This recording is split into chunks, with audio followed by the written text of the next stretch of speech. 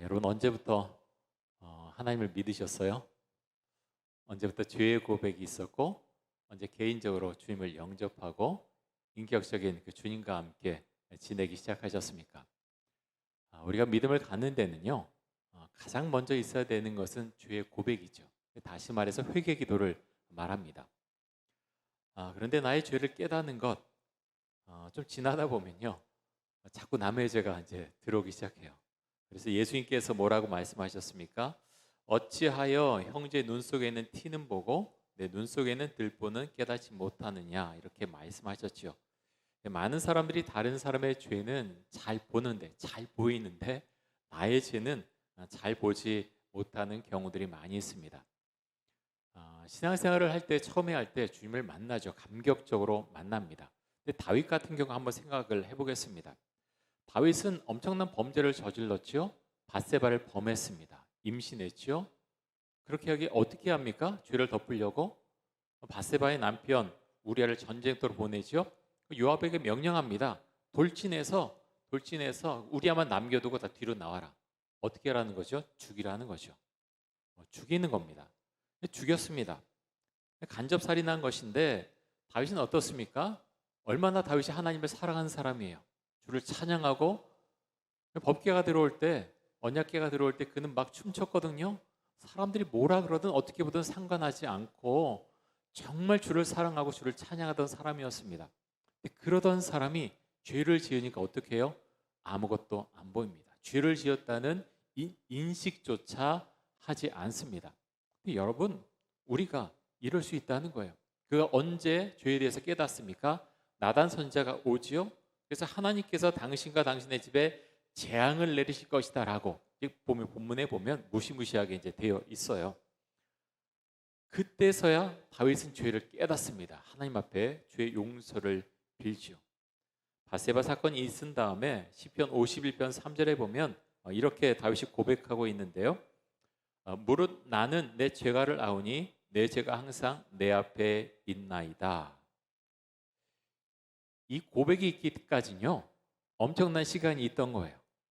그는 괜찮다고 생각했어요. 참 이상하죠? 보면서 굉장히 이상해요. 이거 엄청난 어떻게 상상할 수 없는 범죄거든요. 사형에 해당되는 사실은 그런 범죄예요. 그런데 다윗은요, 죄에 대한 인식이 없어요. 어떻게 이럴 수 있어요? 생각해 보면 우리도 그럴 수 있다는 거예요. 목사가요, 그럴 수 있어요. 말씀 선포하고 어떻게 교회 부흥을 이루고 성공가를 향해서 나아가고, 교인도 마찬가지죠. 장로님, 권사님, 우리 청년도 마찬가지고요.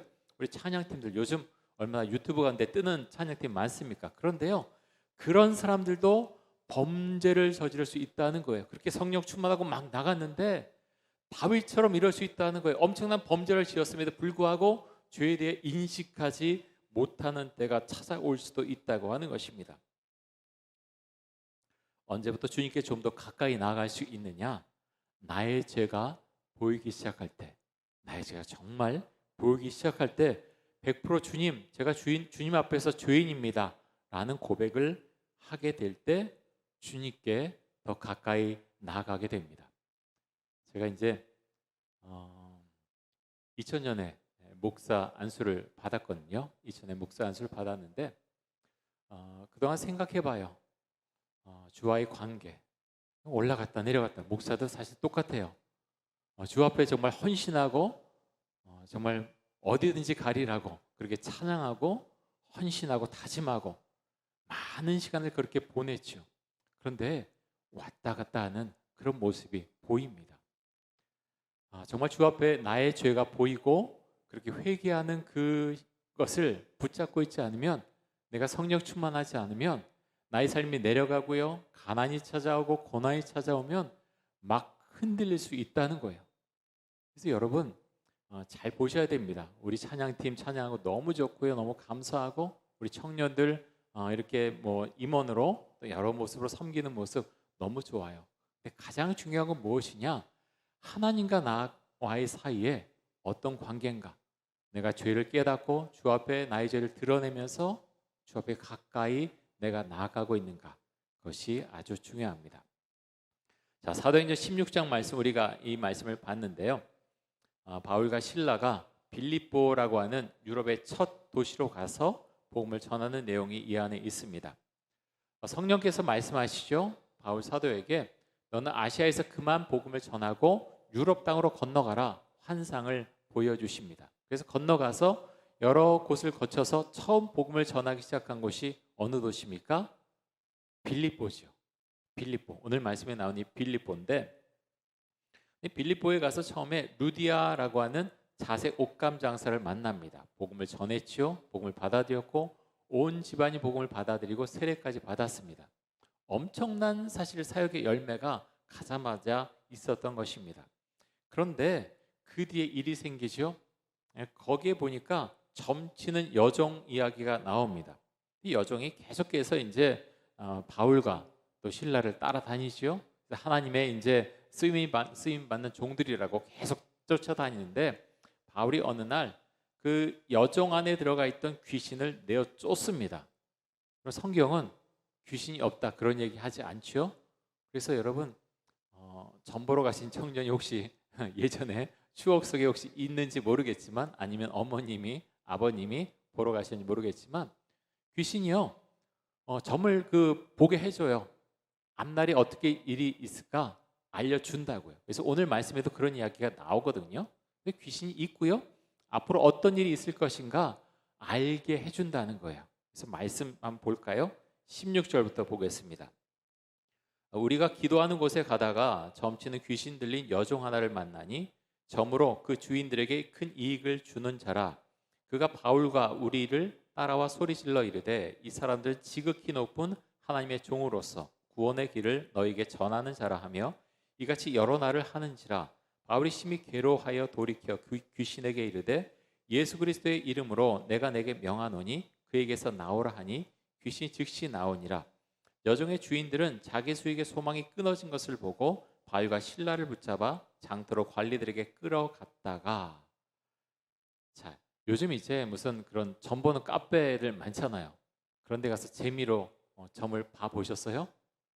하지 마세요. 그거요 아주 큰일 나는 겁니다. 영적으로 큰 죄를 범하는 거예요. 재미라고 그렇게 돌려붙이지 말고 하지 마세요. 잘 맞는데요? 잘 맞아요. 특별히 귀신이 들어간 사람이 있는 그 사람은 잘 맞힐 수밖에 없어요. 영적으로 귀신이 들어갔기 때문에 맞출 수 있는 거예요.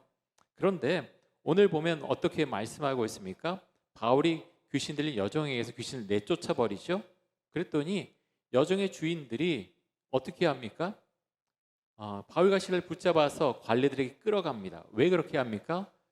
귀신이 나가니까 점을 볼 수가 없는 거예요. 사람들이 몰려와서 점을 보고 그렇게 복채도 많이 내고 돈을 많이 벌었는데 귀신이 나가니까 점을 볼 수가 없었던 거죠. 그래서 바울과 실라는 끌려가서 매를 많이 맞고 감옥 안에 갇히게 됩니다. 전 이거 보면서 그런 생각해요. 아니 왜 주님은 하나님께서는 빌립보로 가라 그래서 바울과 실라를 갔는데 왜 그렇게 고난받게 하는가? 잘못한 거 없잖아요. 귀신들이 여종에게 귀신을 나가게 했을 뿐인데 붙잡혀서요 이유도 없이 매 맞고 감옥에 갇히고 왜 이렇게 하시는 걸까? 어떨 땐 보면서 주님 이거 왜 이렇게 하시나요? 여러분 이제 비전 트립 우리 이제 선배 청년들은 다녀왔죠. 미얀마도 가고 몽골에 간 청년도 있고 그런데 여러분이 만약 갔는데 붙잡혀서 갑자기 이제 복음에 대해서 얘기했는데 거기 붙잡혀서 막 매 맞고 감옥에 갇혔다. 그러면 어떤 이야기 할 것 같아요? 오늘 보면은 바울과 실라는 찬양하거든요. 기도하는데 그럴 수 있을지 모르겠어요. 만약에 이제 선교를 가서 단기 선교도 마찬가지고요. 그런 일이 있으면 이제 그렇게 생각할 것 같아요. 이제 바울 같은 경우는 환상을 보고 지금 갔잖아요. 갔는데 이런 일이 생기면 믿음이 없으면 도대체 왜 이런 일이 있는 것일까? 내가 주의 음성을 잘못 들었나? 내가 왜 주님 믿고서 이 고생을 하나? 그런 생각을 할 수도 있겠죠. 우리가 그럴 때 말씀을 하나 기억하길 원하는데요. 마태복음 16장 24절 한번 보겠습니다. 우리 같이 한번 읽습니다. 이에 예수께서 제자들에게 이르시되 누구든지 나를 따라오려거든 자기를 부인하고 자기 십자가를 지고 나를 따를 것이니라. 자, 여기서 말하는 십자가는요, 고난의 십자가예요. 고난의 십자가. 좀 이상하지 않아요? 저는 성경 보면서 자꾸 질문을 많이 해요. 제가 목사지만 청년 때부터 질문을 잘 많이 했는데요. 복을 받는다 그랬는데 또 고난의 십자가를 말씀하세요. 하나님 믿는 사람, 어떤 사람은 되게 부자였는데 어떤 사람은 이제 신약 넘어가면 예수님의 제자를 어떻게 합니까? 정말 주를 믿은 다음에 매도 수없이 많고 맞고 감옥에 갇히고 십자가에 달리고. 왜 그렇습니까? 복 받은 건 맞나요? 여러분, 주님께서 말씀하신 가장 큰 복은 무엇인가요? 어떤 복이죠? 예수를 믿고 천국에 들어갈 수 있는 소망, 그 은혜를 주신 것, 그게 가장 큰 복이에요. 그리고 또 다른 복은 우리가 예수를 믿고 그 예수님과 함께 교제하며 살 수 있다는 것, 그것이 가장 큰 복이거든요. 근데 이제 많은 사람들이 생각해요. 그걸 이제 우리 기복신앙이라고 하는데, 물론 주님께서 우리에게 부자가 되게 할 수도 있고 또 유복하게 살아가게 그렇게 하실 수도 있어요. 근데 어떤 사람은 정말 주님을 잘 믿는 것 같고 새벽 기도에도 빠지지 않고 말씀을 수없이 많이 읽고 그렇게 사는데, 어떤 사람을 볼 때 너무 고난 가운데 있는 것 같아요. 그래서 우리는 이해가 안 돼요. 성경을 보면 또 이해가 돼요. 굉장히 다양해요. 우리가 사람 모습은 다양한데 고난 가운데 있는데요, 중요한 것은 내가 고난 가운데 있지만 주를 찬양하고 또 주 앞에 기도하면서 내 마음에 기쁨을 가지고 살 수 있는가, 그것이 우리에게는 굉장히 중요합니다. 그래서 우리가 그것을 놓치지 않아야 되는데요. 그러니까 우리가 오늘 말씀 보면서 믿음이 무엇인가, 복이 무엇인가 우리가 깊이 한번 생각을 해보면 좋겠습니다. 자, 이어서 이제 사도행전 좀 더 보겠는데요. 16장 24절, 25절입니다. 그가 이런 명령을 받아 그들 깊은 옥에 가두고 그 발에 착고를 든든히 채웠더니 한밤중에 바울과 실라가 기도하고 하나님을 찬송하며 죄수들이 듣더라. 참 이것이 너무 중요한데요. 한밤중에 조용한 곳이죠. 그런데 바울과 실라가 뭐 합니까? 기도하고 하나님을 찬송하며, 그 다음에 뭐라고 되어 있어요? 뭐라고 되어 있나요? 죄수들이 듣더라. 여러분, 교회 다니잖아요. 예수님 믿잖아요. 여러분, 친구 중에 예수님 안 믿는 친구들 많이 있지요. 예. 교회 안 다닌다고 절교야 그러지 말고 잘 사귀세요. 여기서 전도를 해야죠. 그런데요, 고난이 오면요, 그 친구들이 우리를 바라봐요. 예수님을 믿지 않은 가족들이 우리를 바라봐요.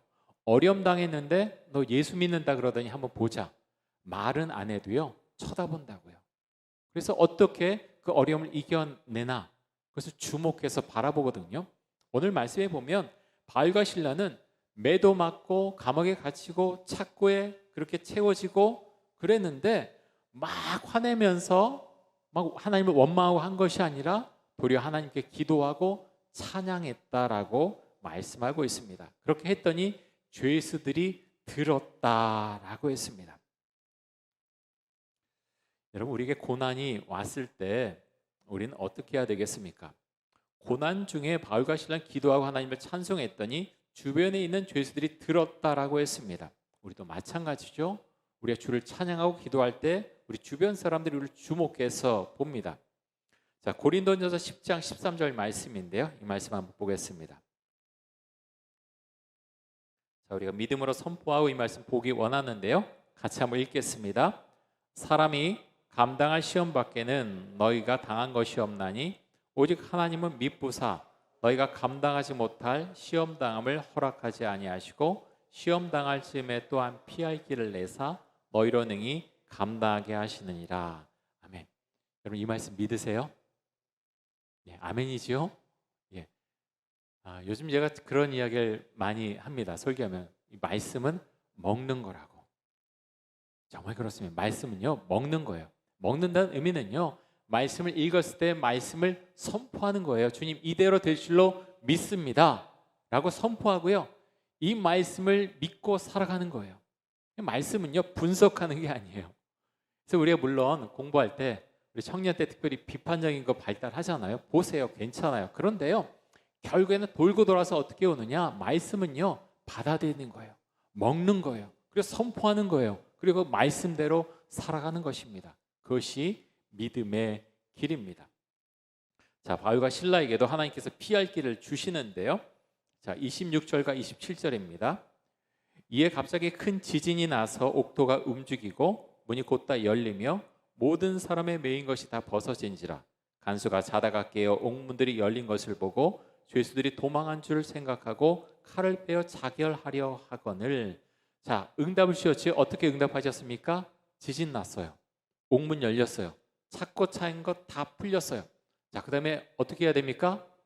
보통의 상식이라면 도망가야죠. 열렸잖아요. 다 도망가야죠. 그런데 아무도 안 나갔어요. 하나님께서 옥문을 열어주신 그 이유가 도망가게 하기 위해서가 아니라는 것을 알 수 있죠. 근데 그것을 보고 깜짝 놀란 사람이 있어요. 누굽니까? 간수죠. 어떻게 하려고 합니까? 죄수들이 도망간 줄 알고 생각하고 칼을 빼어 자결하려 하거늘 그랬습니다. 죽겠다. 왜 그렇습니까? 죄수들이 많이 있었는데 바울과 실라만 있은 게 아니에요. 그 안에 엄청난 죄를 지은 사람도 있는데 도망가면 어떻게 됩니까? 간수가 그 죄인이 받기로 한 처벌을 그대로 받아야 됩니다. 도망가면 나는 분명히 죽을 수밖에 없다. 그렇게 판단한 거죠. 그렇게 죽느니 그냥 내가 죽겠다라고 한 겁니다. 이것을 보면서 생각해 봐요. 지금 세상 살아가기 얼마나 어렵습니까? 뭐 아이돌 그룹들 많이 이제 뜨지요. 그러면서 또 가슴 아픈 일들도 많아요. 그렇게 돈도 많이 벌고 명성고 그런데 그 사람들 중에 자살하는 그런 연예인들 굉장히 많잖아요. 굉장히 가슴 아픈 일이에요. 근데 여러분 왜 그럴까요? 성공했잖아요. 돈도 많이 벌었잖아요. 명예도 얻었잖아요. 근데 삶 가운데 그 공허함, 아픔 그것은요 돈으로 채워주지 못하는 거예요. 명예로. 뭐 그 팬들이 얼마나 많은 선물을 보내요. 얼마나 많은 뭐 편지도 보내고 얼마나 많은 좋아하는 이야기를 써서 보냅니까? 그런데요 삶이 무너지면요, 정신이 무너지면 그런 모든 것들이 아무 소용이 없는 것입니다. 간수도요 사실은 마찬가지였어요. 이 사람이 뭐 아이돌도 아니고 그렇지만 삶이 다 무너져 버렸잖아요. 갑자기 순간적으로 일어난 일인데요 아무것도 볼 것이 없어요. 그냥 죽어야 되겠다. 사람이 죽어야 되겠다 생각하면요 아무 생각이 안 난대요. 새롭게 와서 이런 데 보면 뭐 연예인들 나와서 간증하는데 죽으려고 했던 연예인들 꽤 돼요. 그래서 뭐 그런 이야기를 해요. 아파트에 있는데 밖에서 나를 부른대요. 오라고. 저기가 밑에가 편해 보이는 거예요. 자기도 모르게 창문 향해서 막 다가가고 있는데 동생이 막 와서 잡아당겨서 그래서 살았다는 거예요. 정신이 없대요. 정신줄이 다 놓아지고 내가 죽으려고 하면 저 죽는 것도 두렵지 않고 밑에가 더 편해 보이고 그렇게 해서 막 죽으려고 한다는 거예요. 여러분 그래서 내가 고난이 오고 내가 어둠이 오면요 세상은요 나를 구해주지 못해요. 왜 그런 줄 아세요? 세상이 가르치는 것은 성공이에요. 내가 돈 많이 벌어야 돼, 뭐 좋은 사람하고 결혼해야 돼, 어떤 집안, 어떤 성공, 어떤 위치. 그런데 그것을 놓치게 되면 그 다음에 아무도 나를 잡아주지 않는다고 하는 것입니다. 그럴 때 우리는 선택을 해야 되죠. 바울과 실라처럼 하나님께 기도하고 찬양할 것인가, 아니면 간수처럼 자결을 시도할 정도로 절망할 것인가. 우리는 선택을 해야 됩니다. 사랑하는 우리 청년 여러분, 우리 성도님들 주님께 꽉 붙들려 있기를 바랍니다. 우리 살아가는 모습이 다 다르잖아요. 어떤 청년은 잘 나가는 것 같은데 나는 그렇지 못한 것 같아. 그럴 수 있고요. 그런데요 제가 좀 이 정도 나이가 되니까 좀 보여요. 무엇을 하고 싶으세요? 하세요. 하는데요 갑자기 없는 것은 없어요. 심는 대로 거둔다 그랬어요. 그래서 차곡차곡 쌓아가는 거예요. 하고 싶은 일이 있으세요? 그렇다면 투자를 하세요. 하나하나 차곡차곡 어떻게 해야 될 것인가 알아보시고요 노력하시고 하나님께 지혜를 구하세요. 그래서 하나하나 쌓아가는 것입니다. 그럴 때 나중에 분명히 결실하게 됩니다. 여러분 믿음으로 그것을 고백할 수 있기를 원합니다. 자, 본문을 좀 더 보겠는데요 28절 보겠습니다. 바울이 크게 소리질러 이르되 내 몸을 상하지 말라. 우리가 다 여기 있노라. 지금요 입장이 바뀌었어요. 간수가 좀 더 힘센 사람이었지요. 이 감옥 안에 죄수들이 있었는데 지진이 나고 옥문이 열리고 뭐 상황이 막 뒤죽박죽 되니까 이제 상황이 바뀌었어요. 바울이 어떻게 보면 도와주는 자가 되어 버린 것이죠. 자, 그래서 이제 말씀 계속 보겠는데 29절과 30절 한번 보겠습니다. 간수가 등불을 달라고 하며 뛰어들어가 무서워 떨며 바울과 실라 앞에 엎드리고 그들을 데리고 나가 이르되 선생들이여 내가 어떻게 하여야 구원을 받으리까 하거늘. 간수는 무서워합니다. 그리고 바울과 실라 앞에 와서 엎드리죠. 그리고 묻지요. 선생들이여 내가 어떻게 해야 구원을 받을 수 있겠습니까? 라고 묻습니다. 여러분, 간수가 여기까지 오기까지 어떤 인생을 살았는지 우리는 잘 알지 못해요. 그런데 간수가 어떻게 한 번도 바울과 실라가 복음을 그 사람에게 전한 적이 없거든요. 근데 어떻게 해야 구원을 얻을 수 있느냐고 왜 묻는 것일까요? 죽으려고 했기 때문에, 죽음의 문턱까지 갔기 때문에 이 질문을 할 수 있었다고 하는 것입니다. 근데 여기까지 가는 데는 분명히 시간이 걸려요. 지난 수요 예배 때 창세기 38장 말씀을 봤는데요. 38장에 보면은 유다에 대한 이야기가 나와요. 37장부터 50장까지 거의 다 요셉에 대한 이야기로 쫙 도배가 되어 있거든요. 그 중에는 뭐 야곱의 유언도 있죠. 근데 요셉의 얘기가 쭉 나오다가 38장 갑자기 뚝 유다가 나오는데 자신의 며느리와 성관계를 맺은 그런 이야기가 나오거든요. 왜 이런 이야기가 들어가 있지? 저도 사실은 예전에 이해가 잘 안 됐어요. 왜 여기 들어가 있지? 그런데 나중에 보니까 너무너무 필요한 말씀이라고 하는 것이 나중에 깨달아졌습니다. 여기 보면 유다가 한 아주 유명한 말씀이 있어요. 그것이 무엇인가 하면 며느리 다말을 향해서 그가 이렇게 말합니다. 그는 나보다 옳도다. 그는 나보다 옳도다. 여러분, 야곱의 아들 유다가 어떤 사람입니까? 유다는요, 동생 요셉을 미디안 상인들에게 팔 때 주도적으로 그 일을 주도했던 사람입니다. 성경에 보면요, 그 일로 인해서 유다가 가슴 아파했더라 이런 거 찾아볼 수가 없어요. 왜 그렇게 했어요? 별로 개의치 않았다고 하는 것입니다. 또 사건들이 많아요. 유다는 사실 괴로워했지요. 괴로워해서 요셉을 팔아넘긴 다음에 가족들과 떨어져 지냅니다. 떨어져 지내와서 가난 여자와 결혼을 하는데요, 아들 셋을 얻습니다. 근데 첫째 아들과 둘째 아들이 죽어요. 죽은 다음에 이 유다가 애통해 하더라 그런 구절 찾아볼 수가 없어요. 물론 가슴 아파했겠지요. 그래서 계대 상속법이라 그러는데, 계대 결혼법이라 그러는데, 그 아들 셋째 아들 셀라를 이 다말과 결혼시켜야 했는데, 다말은 이제 첫째 아들과 이제 결혼한 사이죠. 엘과 결혼한 사이인데, 근데 둘째 아들도 그렇게 계대 결혼법에 의해서 결혼했지만 죽어요. 하나님 앞에 온전치 못한 모습을 보이죠. 근데 보면은 중요한 것, 제가 지금 말하려고 하는 것은 유다는요, 애통해했더라. 삶 가운데 엄청난 일들이 있는데 하나님 앞에서 애통해하는 그런 사람이 아니에요. 자신의 감정을 잘 드러내지 않는 사람이었고요, 대단히 강한 성격의 사람이었습니다. 그런데 큰 일이, 엄청난 일이 유다에게 일어납니다. 어떤 일인가 하면 창녀로 변장한 자신의 며느리 다말과 성적 관계를 맺게 되죠. 그래서 며느리가 임신합니다. 그래서 어떻게 합니까? 유다가요, 분노합니다. 그래서 며느리를 이끌어내서 불로 불살라 죽여라, 화형에 처하라라고 명령을 합니다. 그러자 며느리 다말이 자신에게 담보물을 맡긴 사람으로 인해서 임신했다고 말하죠. 그것이 누구의 담보물입니까? 유다의 담보물이었습니다.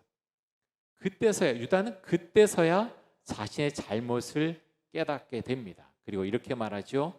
그는 나보다 옳도다.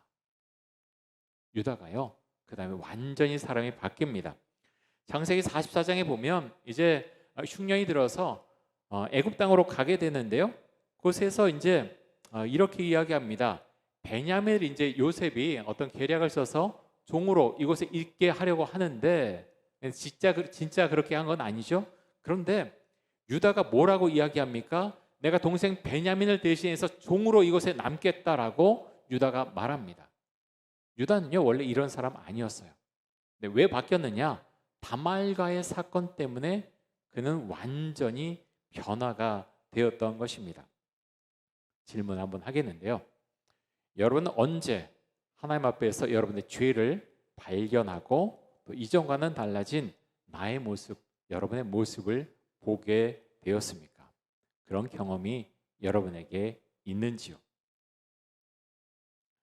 자, 우리가 그런 경험을 꼭 할 수 있길 원하고요. 자, 다시 본문으로 한번 돌아가겠습니다.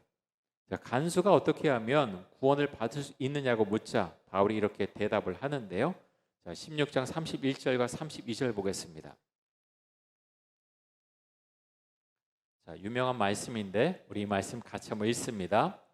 이르되 주 예수를 믿으라 그리하면 너와 내 집이 구원을 받으리라 하고 주의 말씀을 그 사람과 그 집에 있는 모든 사람에게 전하더라.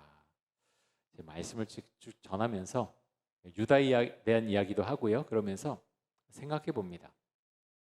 여러분의 인생 가운데 앞으로 여러 가지 일들이 있을 거예요. 주님을 어떻게 만나느냐? 유다같이 정말 큰 사건이 나야 주님을 만나는 그런 사람도 있어요. 아니면 정말 주 앞에 나아가서 정말 주님을 더 빨리 만나는 그런 사람도 있죠.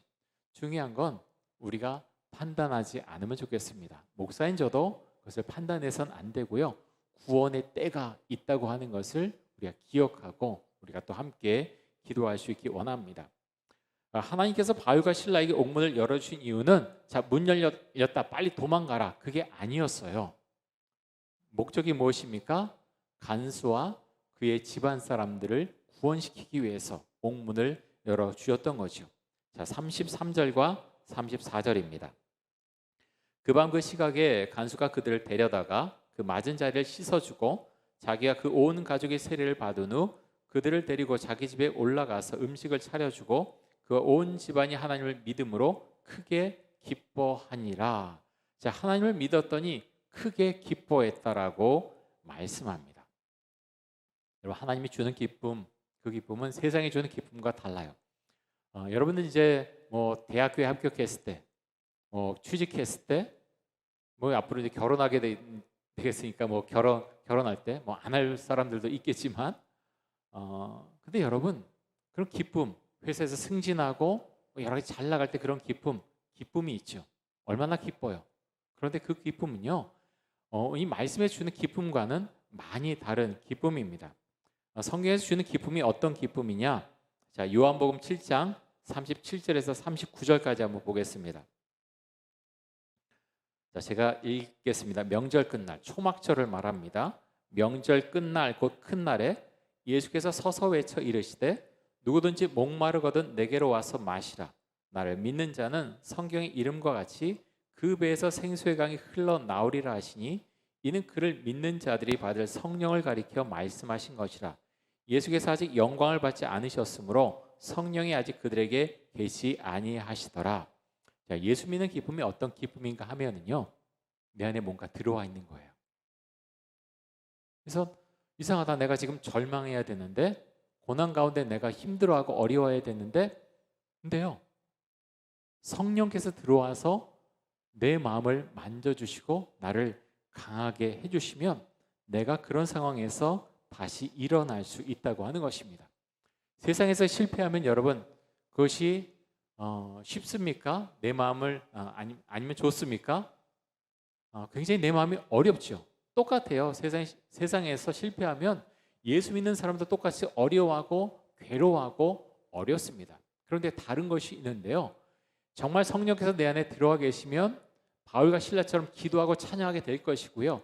그렇게 기도하고 찬양하면 어떻게 되느냐? 구덩이에서 나를 건져주시는 경험을 하게 된다고 하는 것입니다. 그것이 성령의 역사라고 성경은 말씀하고 있죠. 아까 이제 우리에게 주신 그 십자가에 대해서 말씀을 드렸는데요. 하나님께서는 바울과 실라의 고난을 통해 간수와 그의 가족을 구원하셨습니다. 여러분에게 한 가지 질문을 하고 싶습니다.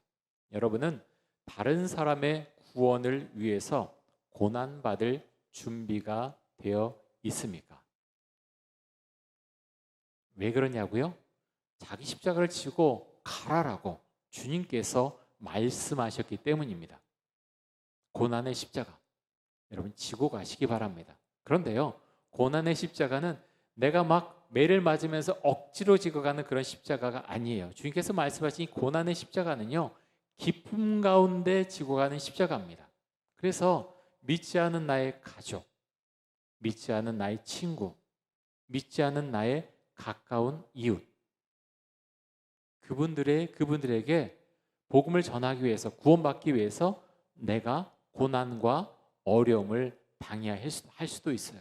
그럴 때 내가 그렇게 희생할 수 있는가? 십자가는요, 헌신이고 희생이에요. 예수님은 우리를 위해서 목숨을 주셨죠. 우리가 그것을 잊어버리면 안 됩니다. 고난의 십자가를 지고 가라고 말씀하셨어요. 영혼 구원은 갑자기 되는 게 아니에요. 특별히 가족들에게 복음 전하는 것 너무너무 어렵습니다. 왜 그렇습니까? 우리를 너무나 잘 알기 때문에. 복음에 대해 말하면 너나 잘해라, 너나 잘 살아, 그렇게 이제 나오는 경우가 굉장히 많거든요. 그럴 때 내가 어떻게 복음을 전해야 될 것인가? 그 영혼 구원에 대해서 우리는 절실한 마음으로 기도하고 또 기도해야 됩니다. 그렇게 할 때 복음이 전해지게 되겠죠. 그런데요, 구원의 때는 하나님께서 정해주신 그 때가 있다는 거예요. 그래서 우리 권사님들 중에 굉장히 그런 분들 계세요. 정말 남편의 구원을 위해서 기도하는데 수십 년 동안 기도했는데 안 들어주신다는 거예요. 저는 몰라요. 저는 모르죠. 하지만 분명히 믿는 것은요, 구원의 때가 있어요. 우리 권사님들의 기도 어디로 사라지지 않습니다. 주님께서 그 기도를 다 들어주시고 보고 계시다는 거예요.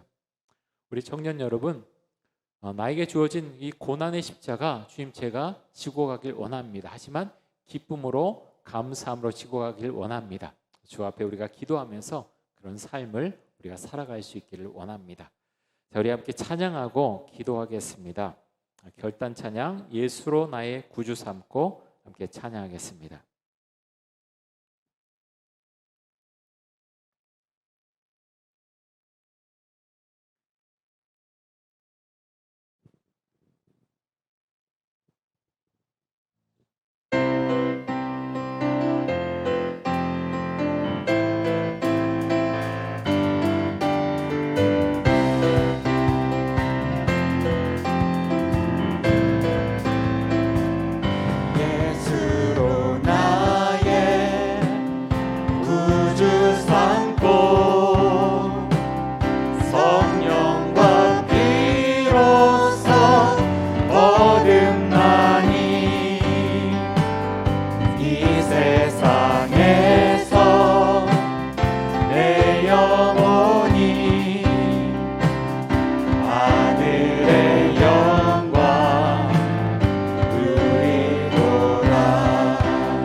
온전히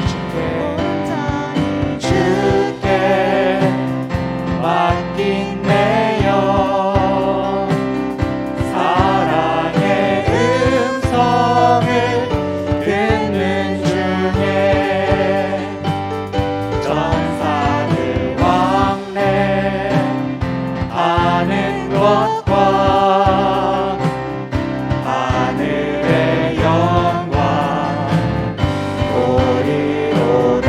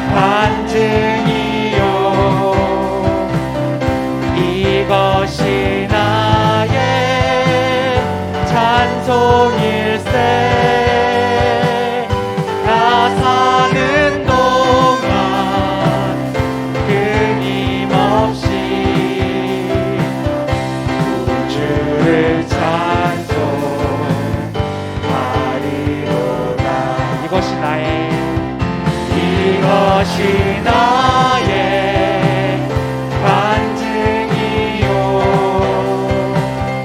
이것이 나의 찬송일세 나 사는 동안 끊임없이 구주를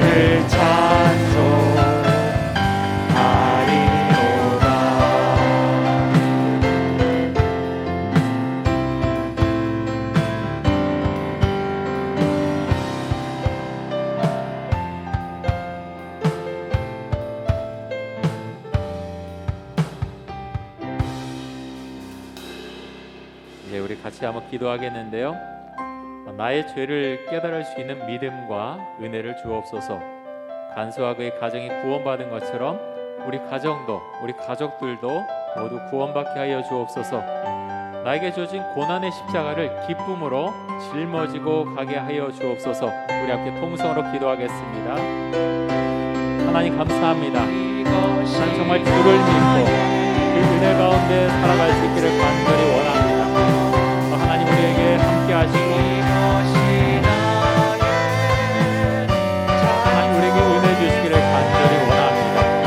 하나님 아버지여 아직 믿지 않은 우리의 가족들이 있습니다. 하나님 그 가족들이 정말 주님을 믿고 그 구원의 때가 이룰 수 있기를 간절히 원합니다. 우리에게 고난의 십자가 자기 십자가를 지고 가라고 우리에게 말씀하셨습니다. 그 십자가를 지고 갈 수 있기를 간절히 원합니다. 하나님 아버지 우리에게 주신 그 십자가를 감사함으로 기쁨으로 짊어지고 가도록 해주시고 마귀가 신라처럼 고난 가운데도 찬양하며 또 기도할 수 있기 원합니다. 우리 성도들 함께 하시고 하나님 주를 향해서 믿음을 고백할 때 붙들어 주시고 아버지여 은혜와 믿음 가운데에서 지켜주신 삶을 감사 기쁨 가운데 살아갈 수 있도록 하여 주옵소서.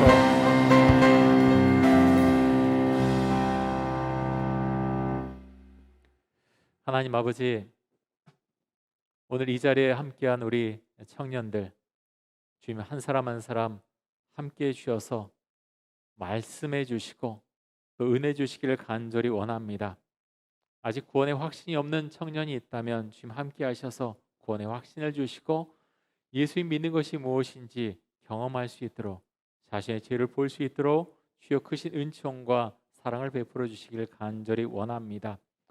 가족 가운데 아직 예수를 믿지 않는 가족들이 있다면 기도의 끈을 놓지 않도록 해주시고 계속 기도하며 구원의 때를 위해서 주 앞에 간절히 매달려 기도할 수 있도록 하여 주옵소서. 고난의 십자가 내가 짊어지고 가야 될 고난의 십자가를 우리가 마다하는 것이 아니라 감사와 기쁨 가운데서 고난의 십자가를 짊어지고 갈 수 있도록 주여 크신 은총과 사랑을 베풀어 주시고 우리 한 사람 한 사람을 통해서 또 한 몸 공동체를 통해서 하나님의 나라가 확장될 수 있도록 주여 크신 은총과 사랑을 베풀어 주옵소서. 예수 그리스도의 이름으로 기도드립니다. 아멘.